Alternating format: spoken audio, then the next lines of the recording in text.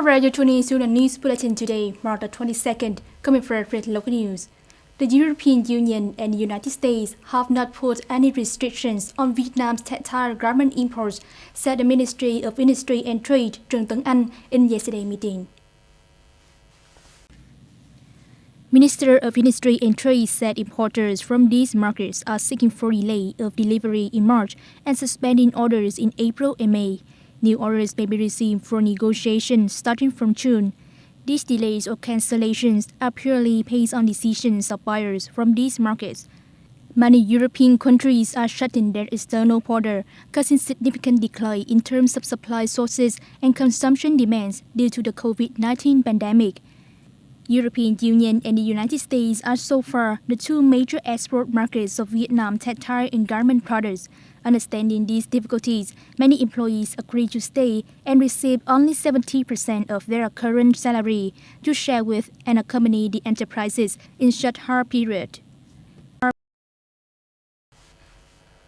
In order to prevent the spreading of COVID-19 disease from foreigners and Vietnamese people living abroad who are flocking to Vietnam, the Transport Ministry had just released an urgent direction to require the Civil Aviation Administration to change the method of medical screening applicable to arrivals at the airports.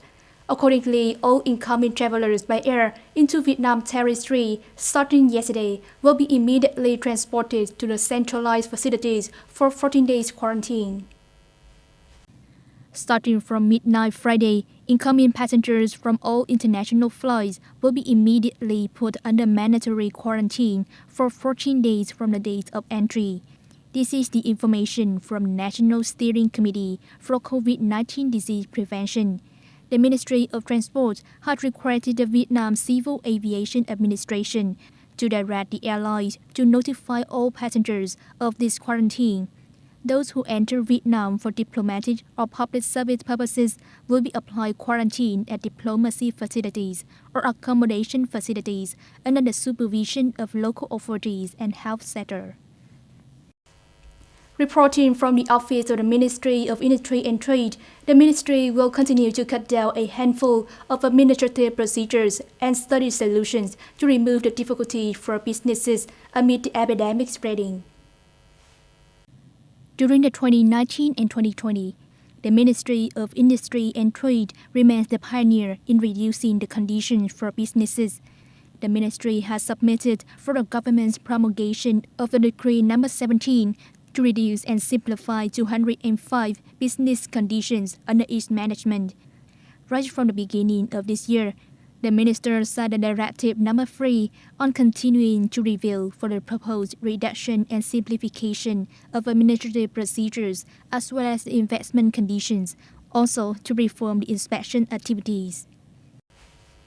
The situation of COVID-19 pandemic in the United States is alerting more concerns when this country announced 4,428 new confirmed cases and 45 deaths in the past 24 hours.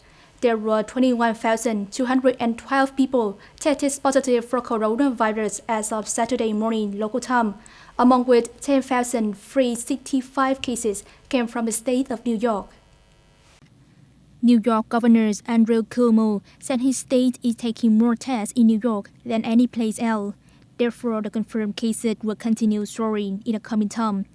Earlier, President Donald Trump approved a disaster declaration for New York, which is the heart of the COVID-19 epidemic in the United States, giving the state access to emergency aid and funding in an attempt for recovering at not only New York, but also other regions affected by the outbreak. The order also allowed the affected citizens in New York to get access to the crisis advisory.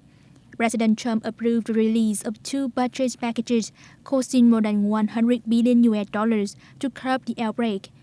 The third one, for economic stimulation, valued at roughly $1 trillion, is being discussed between senators. North Korea's state media KCNA today morning said its leader Kim Jong-un received a personal letter from the U.S. President Donald Trump.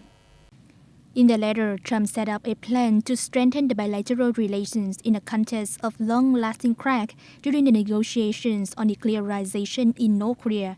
KCNA media quoted a statement by Kim Jo-jong, sister of leader Kim Jong-un, that in the letter, Trump also explained his plan to propel the relations between the two countries and expressed his intent to render cooperation in the anti-epidemic work, which is an apparent reference to the severe acute respiratory disease COVID-19.